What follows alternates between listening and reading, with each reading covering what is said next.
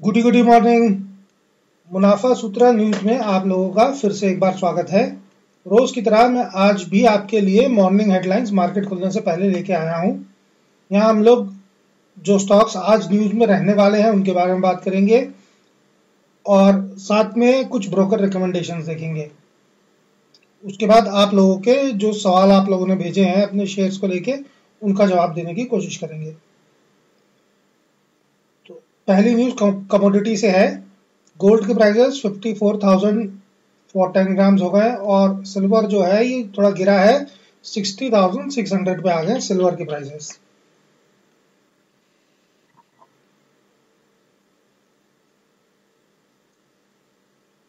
HDFC security से mister विनय है, analyst है एचडीएफसी सिक्योरिटी में।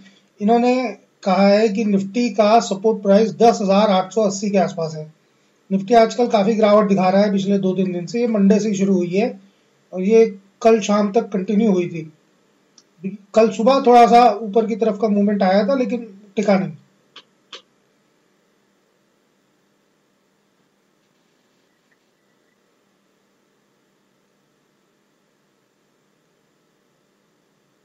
जो दो आईपीओ आए हैं कैमकॉन और कैम के, ये 140 गुना सब्सक्राइब हुआ है एक आईपीओ, दूसरा 40 टाइम्स सब्सक्राइब हुआ है। ये जब लास्ट वीक हम लोग न्यूज में बात कर रहे थे इन आईपीओ के आने से पहले की खुलने से पहले ही, तभी बताया था कि इन दोनों आईपीओ पे परफॉर्मेंस अच्छा रहने की उम्मीद है, इनको वैल्यूएशन अच्छे मिलने की उम्मीद है और इन आईपीओ में पैसा लगाया जा सकता है। ये 140 गुना सब्सक्राइब हुआ है। जो आईपीओ बहुत ज्यादा सब्सक्राइब होते हैं उनका वैल्यूएशन बड़ा अच्छा मिलता है। उनमें जब खुलते ही जब ये आईपीओ की लिस्टिंग फाइनली हो जाती है तो उसी दिन अच्छी खासी तेजी बनती है। चाहे तो बहुत सारे लोग उसी उसी बात के ऊपर ट्रेड करते हैं। जो शेयर मिले होते हैं उसे फर्स्ट लिस्टिंग के दिन ही उन्हें निकाल के अपना प्रॉफिट निकाल लेते हैं।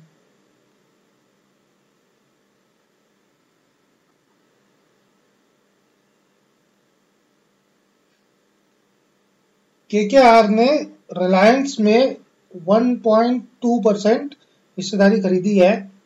ये पिछले करीब महीने 1.25 महीने से रिलायंस में पता नहीं कितने लोगों ने, गूगल ने, फेसबुक में, एप्पल ने, भगवान जाने किस किस ने रिलायंस में इन्वेस्टमेंट करी है।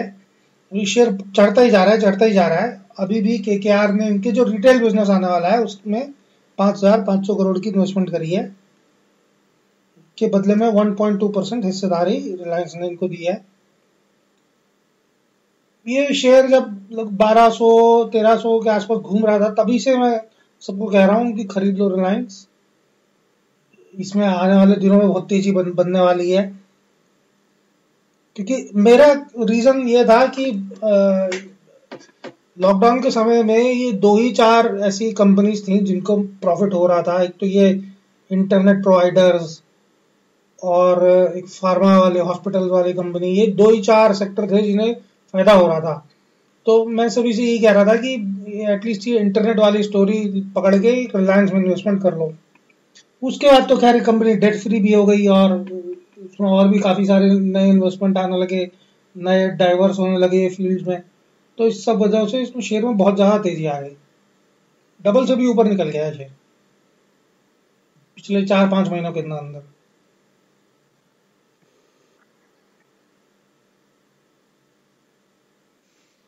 माइक्रोसॉफ्ट से बिल गेट्स ने कहा है कि कोरोना की वैक्सीन अगले साल की शुरुआत तक मिल जानी चाहिए।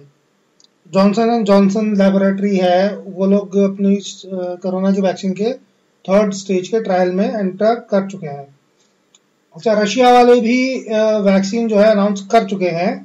रशिया की वैक्सीन भी 3rd स्टेज में है। डिफरेंस ये है, इनकी जॉनसन वालों की भी 3rd स्टेज में ही है। डिफरेंस ये है कि यूएस वाले जो ड्रग अथॉरिटी है उसने अभी वैक्सीन को अप्रूवल नहीं दिया और रशिया वालों ने स्टेज 1 से ही वैक्सीन को अप्रूवल दे दिया है, अनाउंसमेंट करके हमने वैक्सीन निकाल ली है।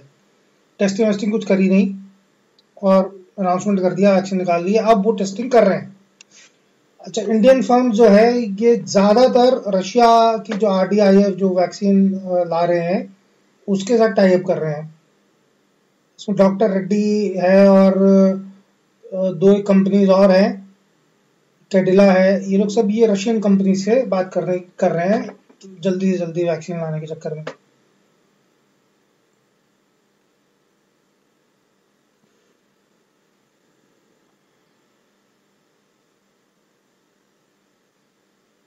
एयरटेल ने ट्राई को, टेलीफोन रेगुलेटरी अथॉरिटी है, उसको इन्फॉर्म कराया कि उन्होंने अपने जो पहले लेवल के ड्यूज थे एजीआर वाले वो पे कर दिए हैं, और अब अगली पेमेंट जो है वो FY22 में होगी।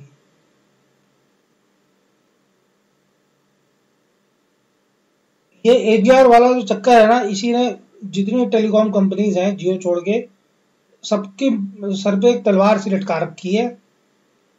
असल में हुआ क्या है कि स्पेक्ट्रम जो दिया जाता है उसके ऊपर लाइसेंस होता है।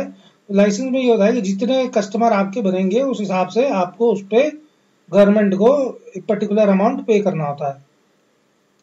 अभी जब 2014 में बीजेपी गवर्नमेंट आई तो इन्होंने कर दिया कि जो आपकी टोटल इनकम है कंपनी की उसके ऊपर पे करना है, सिर्फ सब्सक्राइबर के ऊपर नहीं, टोटल जितनी इनकम हो रही है, लैंड से हो रही है, कुछ बेचा, कुछ करा, कुछ और एडिशनल कमोडिटीज बेची, जिस चीज से भी इनकम हो रही है सबके ऊपर एजीआर पे करना है। इस चक्कर में ये जो दो पहले से एग्जिस्टिंग कंपनीज थी आइडिया और एयरटेल, इनके ऊपर ना ड्यूज का अमाउंट बहुत बड़ा हो गया है।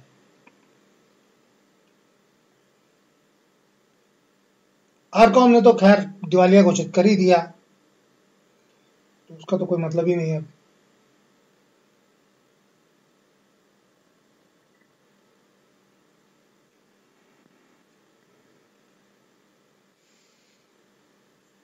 ब्रोकर रिकमेंडेशन देख लेते हैं। शेर खान ने औरोबिंदो फार्मा पे ब्रोकर रिकमेंडेशन दी है।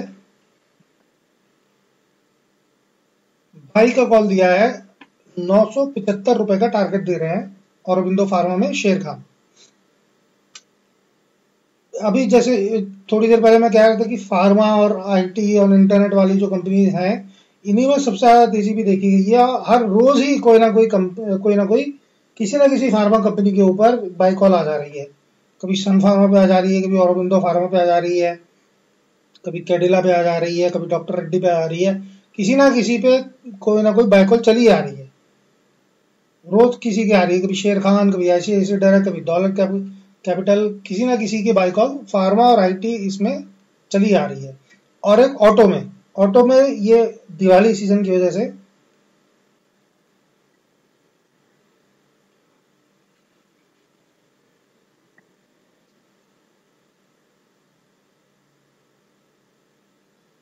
जेबीएम ऑटो में दौलत कैपिटल ने बाई कॉल दी है, 370 प्लस का टारगेट दे रहे हैं।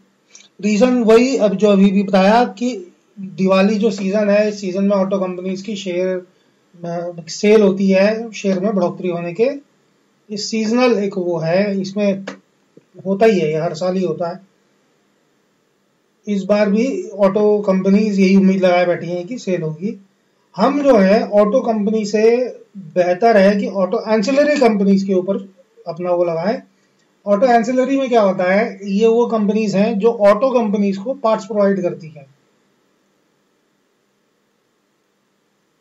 गाड़ी अगर बिकनी है तो ढांचा तो बिकेगा नहीं, पूरी गाड़ी बिकेगी सब पार्ट्स के साथ।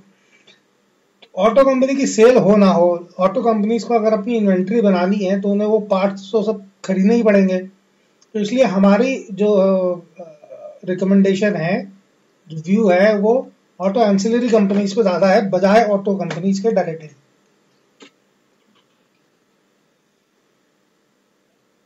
ओके, तो आज की न्यूज यही खत्म करते हैं। कल मैं आप लोगों से फिर मिलूंगा। आप लोग के कोई सवाल है, अगर कोई शेयर खरीदना है, टारगेट क्या रखें, स्टॉप लॉस क्या रखें, खरीदें कि ना खरीदें, कितने टाइम के लिए होल्ड करें, तो munafaसूत्रा.com पे जाइए, चैट का बटन दबाइए और अपना क्वेश्चन वहां छोड़ दीजिए लिख के, और अगले दिन की न्यूज में मैं आपके क्वेश्चन का जवाब देने की कोशिश करूंगा। Thank you.